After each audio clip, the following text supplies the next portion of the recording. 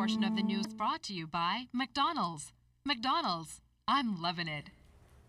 Today was the second day of testimony in the Alicia Smith manslaughter trial. She's accused of killing her boyfriend 2 years ago. Today, jurors heard in Smith's words what led to Aldine Gibson's death. Jiminita Swain has been following this case.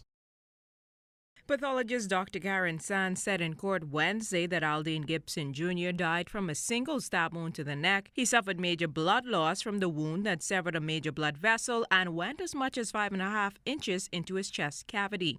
She said it's unlikely he would have survived the injury for 20 minutes if traveling from Cowpen Road to Princess Margaret Hospital.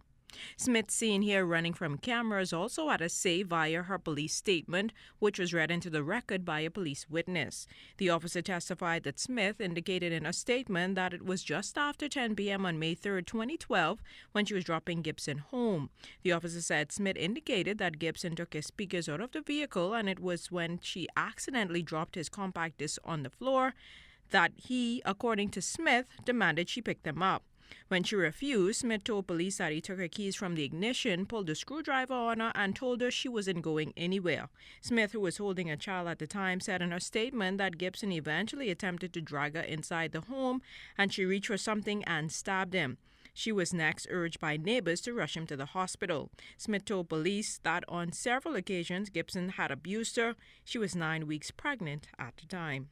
The prosecution has already called 11 witnesses and could wrap up its case as early as Thursday. Jurors could begin deliberations on Friday. Jiminita Swain, ZNS Network News.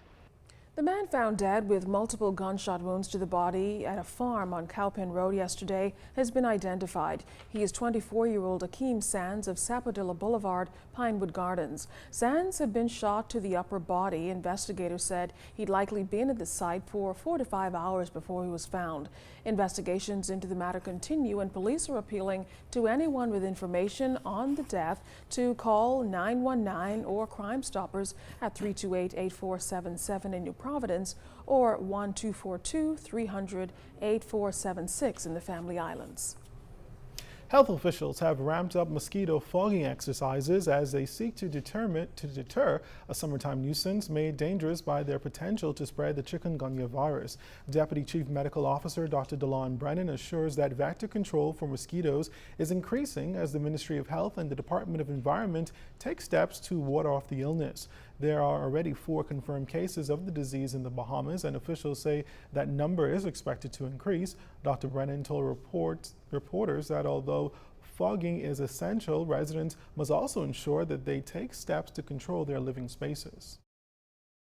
What we really do is make sure that we target our activities. So those high density population areas within the country, especially in New Providence, we're making sure that we go to those areas in repeated times in order to make sure that those are protected. You know, we're treating those areas, but like I said, treating those big ponds or, you know, big collection areas, old swimming pools, things of that sort is going to be helpful.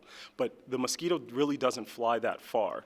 So if it's in your community, you have to protect your home, and that's going to be the most helpful. Homes, schools, churches, where people are congregating, you need to protect those areas more than anything else. Coming up in sports, we introduce you to a young man who is making a name for himself in martial arts. You're watching The Bahamas Tonight. This portion of the news was brought to you by McDonald's. McDonald's, I'm loving it.